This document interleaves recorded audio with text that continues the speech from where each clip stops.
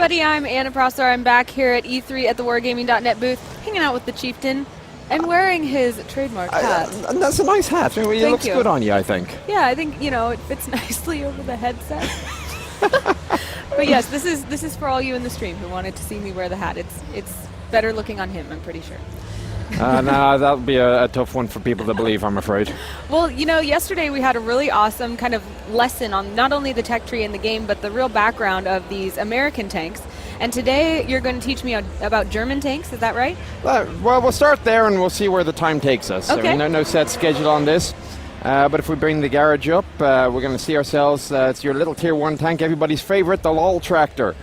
Now, what basically happened is way back in World War I, you had that little disagreement going on in Europe, and the tanks started appearing. The British and the French, of course, had theirs, and then the Germans looked at it and said, we must have one of our own. And so they built this thing that was called the A7V. It was a hideous monster, over-engineered crew of about 20, absolutely ridiculous thing. 20 people? It was a monster.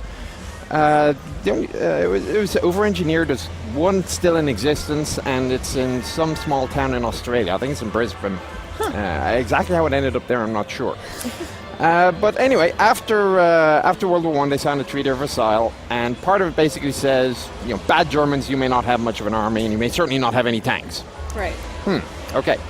Fast forward about 20-odd years, and the Germans have their new elected leader coming to power, and he looks at the Versailles Treaty a little bit askew. And he says, okay, well, we're going to have an army again. Treaties be darned. So what we're going to do is we're going to go over to Russia. We're going to train with the Russians, use their tanks for training purposes and so on. And in the meantime, we'll start building a few things of our own. Now, of course, they weren't allowed to have tanks. So just like the American tank wasn't a tank, it was a combat car. What we're looking at here is actually a tractor. Right. An agricultural tractor. They had a couple of them. Gross tractor, the big tractor, and this is the Deluxe Tractor, the little tractor. Right. And this was not a combat vehicle. This was something designed to give the Germans something that they can train with. Huh. And it's a well-loved little vehicle in World of Tanks. Little crew too, little putt-putt lawnmower engine. And away you go. In the game, is it fast or? Oh God, no. Okay, so why would you use this in the game then? Because you don't have any other choice. When you start off, you're at a Tier 1. The exception is if you just want a good bit of fun. If you level it up, you get, let's say, the 20mm autocannon. It's a heck of a lot of fun. And if you know what you're doing, considering you're only going up against Tier 1 and Tier 2 tanks, is actually perfectly viable. Because, I mean, yeah, it's a pretty crappy tank, but you're going up against other pretty crappy tanks. I hope I can say crappy on the live stream. If not, it just got bleeped out. All right, so you fast forward a little bit, and the Germans start making their own tanks as well, the Mark I, the Mark II. Actually, what they did was they kind of cheated. The Czechs, Skoda manufacturing, had a very, very good reputation for building tanks. So in order to have access to the Czech manufacturing facilities, most companies might license, produce. The Germans just annexed part of Czechoslovakia. It's much simpler, no paperwork really. So what you have here is basically a copy of the Vickers 6-ton designed by the British. And this suspension system you'll see all over. I mean, you look at the Italian L6 L6 tank, it looks almost identical to suspension. Perfectly serviceable tank. I mean, certainly better than anything the Germans were producing at the time, and very heavily exported. It got upgraded a little bit later to the 38. Now you have a much better suspension system, and this became one of the main tanks during the initial part of World War II. Now, something that a lot of people don't realize is that World War II actually kicked off a little bit faster than even the Germans had anticipated. So the Germans had not finished rearming to the level that they wanted. So even this little Mark II here, this was supposed to be a training vehicle. This wasn't meant to be a battle tank. It's a little 20mm cannon. Reasonably fast, but enough to give you training ability. Remember we were talking yesterday about how much you train and train and train. It's I believe it was Patton said a pint of sweat in peacetime saves you an ounce of blood in wartime. So the Germans are practicing away, but because the war kicked off a little early, when they invaded Poland, Russia, they didn't do that for a while. They invaded Poland, and most of the army was actually still equipped with the Mark I and Mark II training tanks. There were a couple of Mark IIIs we'll get to, and very few Mark IVs. Eventually, they upgraded and went up over time. So I have a question. Yeah, go ahead. You mentioned the suspension differences between these tanks, some being better and some being worse. I'm not familiar at all with suspension systems. Can you tell a little bit about, what makes one good or bad, or how it kind of evolved? Well, the very first tanks basically had no suspension at all. This one actually has tiny little springs, and it does two things. Firstly, it makes life a hell of a lot easier for the guys inside. These early tanks, it was sheer hell inside these early tanks because, what's ergonomics? The word didn't exist. Right. And frankly, they were doing well enough just to get something with tracks that would turn with a gun on it, let alone make it comfortable or nice inside. The other thing is that you don't want the tank to shake itself apart as you're driving along, so a little bit of suspension helps on that. So the earliest suspensions were really small wheels that had a very small range of motion, so you couldn't go over much of a bump and you wouldn't feel it. Eventually had multiple bogies, so a twin bogie on another bogie that would pivot around. It gives you a little bit more freedom of movement. Until finally you end up with independent suspension. Now these could be torsion bars, leaf springs, Chrissy suspension. It was an American designer by the name of Walter Christie. If we hop over to the Russians, we go over to the BT series, this would be a perfect example. The thing about Walter Christie was he was a bit of a nut. He didn't build tanks. He wanted to build sports cars that had armor plate and a gun and try to sell them. The Army had no interest in this, U.S. Army. They just wanted tanks to their specifications. They didn't want this thing to do 45 miles an hour, which it would do without the tracks. You could actually take the tracks off and stow them on the side here. And you could steer with the wheels, and the back wheels would be driven. And but the big thing about the Christie suspension, the wheels were much, much bigger than the ones on the other tanks. So you could take a larger bump more smoothly and had a very large range of motion up and down. Now there were downsides. The big downside with Christie suspension is that it takes up a whole lot of room inside the hull. So if you're looking at it front on, okay, here are the wheels, the suspension takes up all this and all this, leaving only this little bit inside. It's very, very cramped, and actually even the Russians have decided that they were going to get rid of Christie suspension in the next version of T-34. But the war kicked off, and they decided to go with what they had. Better something that works reasonably well now than something perfect in a few months' time. Right. A lesson the Germans probably would have done well to remember back in World War II. Later versions of the Mark II, you see increased suspension. Now the idea behind the interleaved wheels, it was a good idea. You get more surface contact area and a smoother ride. The bad side was, firstly, if you had to change a wheel in here, you had to take all these ones off first, and that's a bit of a nuisance. And the other one is, especially in Russia where there was a lot of mud and it got very cold at night, you'd park your tank for the night, you go to sleep, you wake up freezing cold, the mud will have frozen together inside the wheels, and you would have to melt the mud before you can move your tank. Quite a bit of a design flaw, shall we say. Now the Czechs did continue on. The little 38NA, this was an attempt to build a new light tank, and it was actually a competitor to a couple of other tanks, to include the 1602. Built one, if I recall correctly, or if they even got off the drawing boards, and that was the end of that. Now the Mark III was, actually we're going to go to the medium tanks for this.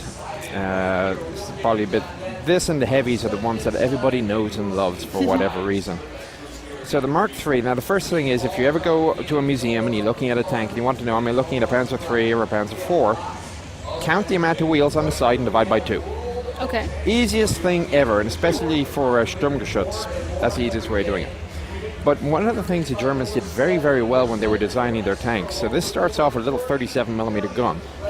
By the end of the service, you had a very long 60, new turret required, a very long 5cm gun that was actually very powerful and could destroy T-34s from the front.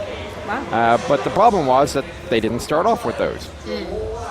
Eventually it developed into the Panzer IV, counter road wheels divide by 2. Right. And this was a wonderful example of expansion, because this was originally just a support tank. There would be a few of these supporting the heavy, the medium Mark IIIs, and just a little 75mm gun, shoots a wonderful high explosive round, not very good against other tanks. And this is one of these great fallacies. I can go on a wonderful rant I have on my columns about this whole tanks versus tank destroyer doctrine. There's a common misconception that American tanks were not given proper guns because they weren't supposed to fight other tanks. The tank destroyers were supposed to do that. Very common misconception, not actually true. But the Germans started off with that idea in mind. This little 75 would really only be useful against infantry. Eventually, though, they decided they needed a bigger gun, and with later models, you start having a longer barrel. And when they designed it, they did not design it with suspension of capacity. You could increase the capacity. You go from 30 millimeters to 50 millimeters of armor, go from the short 75 to the long 75. Mark IV was great. It was pretty much the only tank that was in production at the beginning of the war, and was still in production when the Germans surrendered at the end of the war. Huh. And I see that there's extra wheels on there. Is that in case you lose one? Spare wheels. Lose one, or this is rubber on the outside. And if you lose too much rubber from the center guides are these teeth that keep the track on. Right. And sometimes they'll go off to one side and they'll start chewing rubber off it, and you just replace the road wheel. But if you hit a landmine, for example, it's usually what you want to do is you want to replace the entire suspension unit. And again, that was an advantage that the American tanks had over a lot of the others, is that these bogies are just bolted on. If you run over a mine, the bogie gets blasted apart, and assuming everybody inside survives, not necessarily a valid assumption, but if it does and the tank is serviceable, you just unbolt the bogie and away you go. Now, if you were on a T-34, however, that would be an entirely different problem, because you have the big wheels, but you have the massive springs and everything else inside. Replacing a suspension unit in a T-34 was a terrible job. It was almost easier just to blow it up and get a new tank. Right. But then, since they were building 80,000 of them in the war, or whatever it was, okay, yeah, well, let's get a new tank. We can afford it. Or else rather so many around in Russia, just on street corners.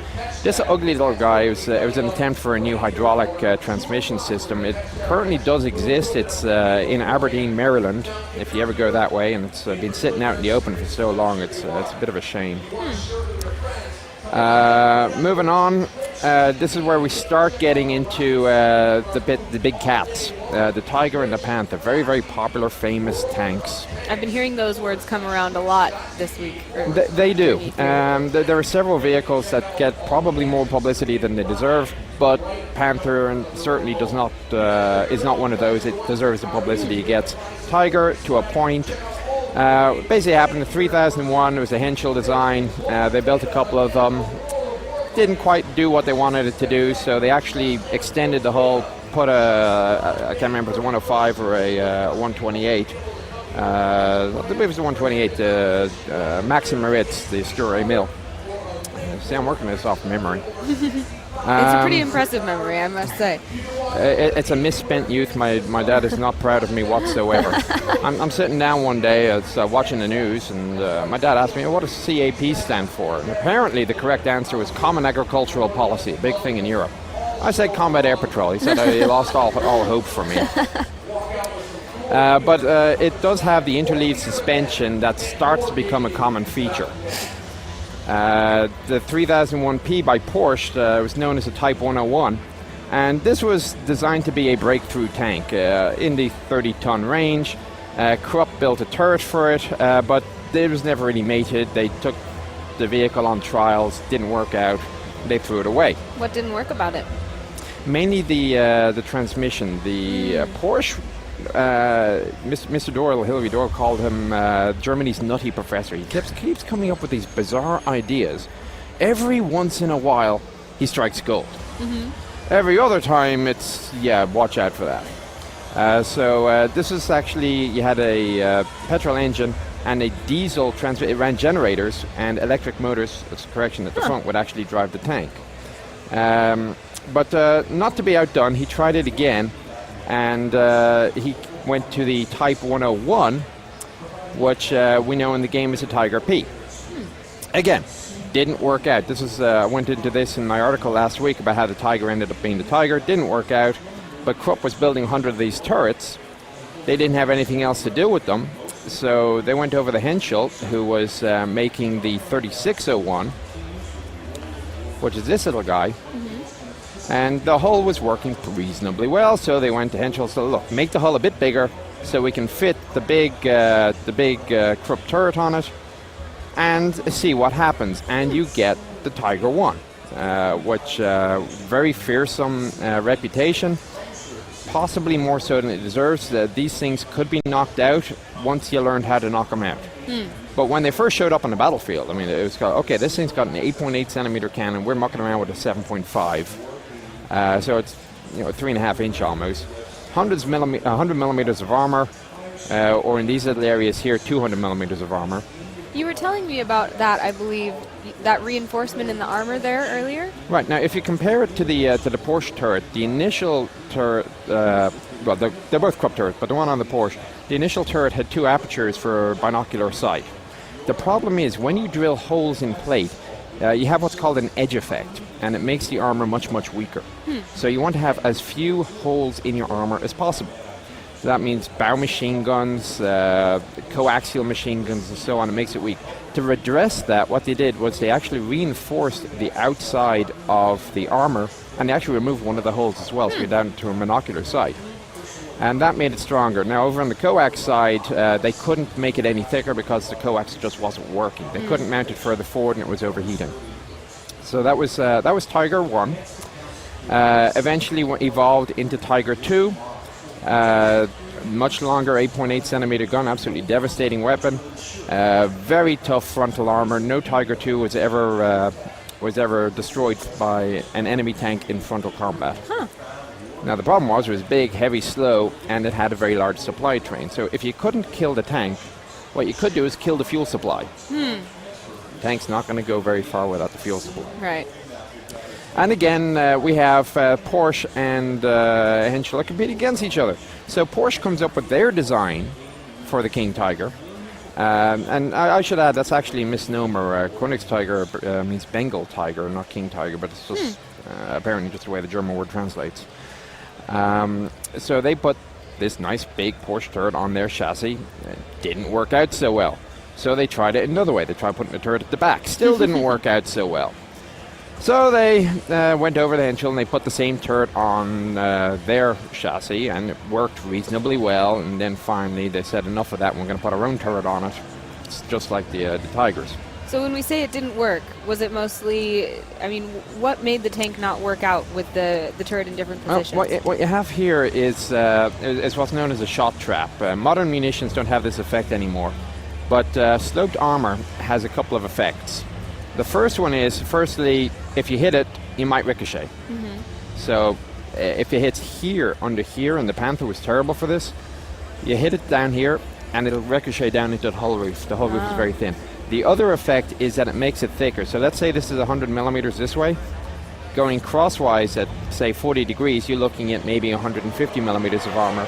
So you're not making it any thicker, but you're giving it greater effectiveness. The downside is you got all this wasted space down here that you're not using. So you're making the tank bigger and heavier for an increase in armor protection. It's always a trade-off, and a lot of people don't recognize that fact. Speaking of the Panther, we had a tank destroyer commander. He drove M10s, come visit us at the museum.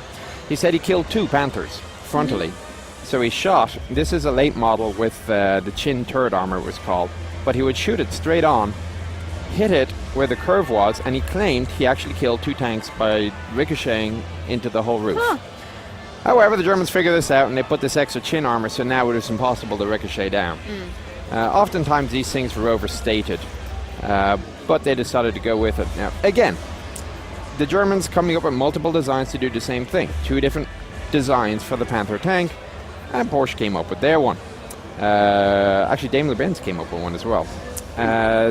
We have not the torsion bar suspension, went with a different suspension on this, their own turret, and basically it just didn't work.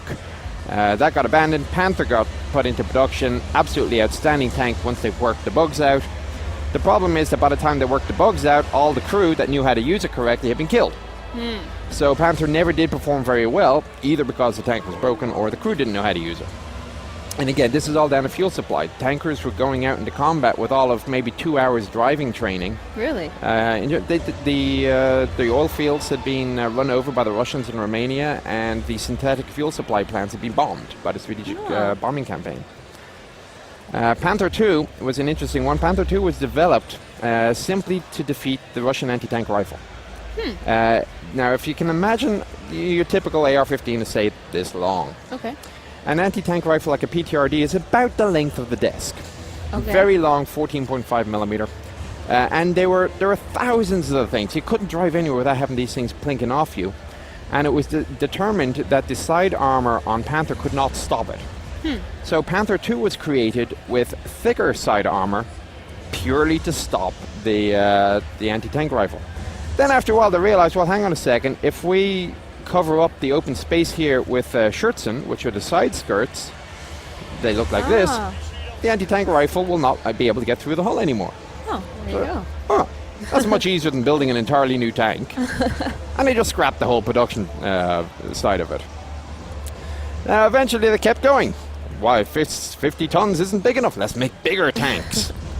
And so the biggest of the ones that they made was everybody's favorite, the Mouse. Again, one is currently in existence. It's in Kubinka. And you can see from the size of it, this is not a small tank. It's like 185 ton. It's there was a cartoon I saw somebody put up. They painted it up like an apartment block. And the enemy tank just drives right past it. Whether or not it ever saw combat is disputed. My guess is yes, but there's no proof. Absolute proof to show it. And this was just a complete and utter waste of time and effort. Someone explained to me, I think Caleb was telling me that it was just too heavy to even go anywhere. It would just sink in. This is 185 tons. I get concerned when I drive over a bridge in my 70-ton Abrams. and it's a leap of faith. I'm looking at it going, okay, sod it, I'll give it a go. And you get over as fast as you can, and yay, I made it. Didn't collapse through. There was no way a bridge in World War II in 1940s Europe is going to hold a 185-ton tank.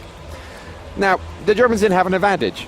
They were fighting pretty close to where they were making the tanks. So if it was 185 tons, they didn't need to transport it. They could just drive it to wherever it was they were going to go. The Americans never had that opportunity. Every tank that was built in Detroit that had to go fight somewhere, they had to get it across the water, which meant that you had to lift it up because you didn't have roll-on, roll-off. You had to lift it up, carry it onto the ship, drop it onto the ship, it would sail across. You'd pick it up at the other end and put it down. And most ports at the time had cranes that had a maximum weight limit of about 40 ton. So you could make a heavier tank, but you'd have a hell of a time finding places to lift it off. And that's part of the reason that the M26 never really entered service as quickly as it did. German being about a 35 ton tank, it was perfectly acceptable. You could lift it up, no problem at all. So in its form of irony, they called it the Mouse. They came up with some bizarre design called the Rat, and that was like 1,000 tons. So you can imagine 5 of these put together with cruiser cannons on the top, like 8-inch guns, if I recall correctly. I can't even conceive of that. Neither did anybody with a lick of sense. But that didn't stop the nutty professor in Germany designing the thing. Because we could. That's the size of it. There was another version, the E100, the standard Panther. They were all the E-series tanks, trying to use as many of the same components as possible to make production easier. Because that was the big Achilles heel the Germans had, was just lack of production. Now, if we hop over onto the TDs, the Panzerjäger 1, this was the first German tank destroyer, and Panzerjäger quite literally means tank hunter. They sent it to Skoda, the guys that made the 38, little 38T, and they put a Skoda 4.7 centimeter cannon on it, sent them off, and they actually created Panzerjäger units, Panzerjäger Battalion 1 and 2. Very logical, these Germans. I've heard that about them. The next development on the tree was Martyr. You started off with the 75 millimeter. The Pak 40 was really a great gun for its time, but they upgraded it. Eventually, they used captured Russian 3-inch guns. The Soviet long 76 was a very, very good gun, and if it worked, use it. That way, it frees up your own production capacity. Yeah. So it worked very well. Now, there's a couple of things about this little 38T here. It's the Hetzer, as people commonly know it. Falsely, but commonly. And this was, if you look at the suspension, this is absolutely identical to the 38T that we had earlier on. Oh. What happened was, by the time the war was a couple of years old, this little 37? It wasn't 37. Pop gun just wasn't doing the job anymore. So I said, well, instead of just wasting the chassis, let's go and stick a bigger gun on it. And the first thing we mentioned yesterday, you have to have, if you have to have a bigger gun on the same chassis, you need to mount it straight onto the chassis. No other way of doing it. So let me go to tank destroyers here. So they mounted a 7.5 centimeter gun directly onto the 38T chassis. Ah. And then they put lots of sloped armor. Now, remember I was saying there are glitches with sloped armor, like a lack of space. This is the worst vehicle I have ever been in my life. Ergonomics didn't exist. So you have the driver sitting in here, and he's got little cross T-bars, and they're terrible. And then you got the gunner sits in here. The loader sits behind him here. This is the loader's hatch. The gun is here, so he's got to reach over a barrier to load the cannon. And by the way, the breech opening handle is on the wrong side. And he can't even stand behind it. So he's trying to load these cannons. The gun traverse is very limited to the left because you got the gun, if it's turning to the left, the back of the gun has to turn right. Well, it can't go very far because we had the sloping inward armor, and that stops the gun traverse. The commander sits way at the back here, which is fine if you're on a flat surface, but as soon as you go to a hold down position and the vehicle is now tilting upwards, the commander can't see what's going on. I've asked about it, and the best thing you could say is it's better than pushing a Pack 40 around in the mud, because at least it's got engines it'll drive. This little vehicle gets a lot of love. It's probably the most popular little tank destroyer in the game. Really? Yeah, Gaia, one of our community managers, it's her second favorite vehicle in the game after the M18 tank destroyer, the Hellcat. So an example maybe of how in real life something might not have been very comfortable, but in the game it's something that's exactly, like we mentioned, we give the design the benefit of the doubt in the game. And the other thing about the name Hetzer, there was a tank destroyer that looked a lot like this, the E-10, and that was semi-officially called the Hetzer. And what we think happened was somewhere after the war ended, somebody had a look at one design, got it mixed up with the 38T, and ever since then the little 38T has been called the Hetzer. Oh. I mean, it's one of these little annoyances that you have to deal with, I guess. When you're a military expert. The Sturmgeschütz, this was an assault gun. Quite literally, Sturmgeschütz is assault, storming, shooting, I guess, for a better term. So we got an F model here, if I recall correctly, F or G, with the, if they made a G, again, memory failing me, with the TC's cupola.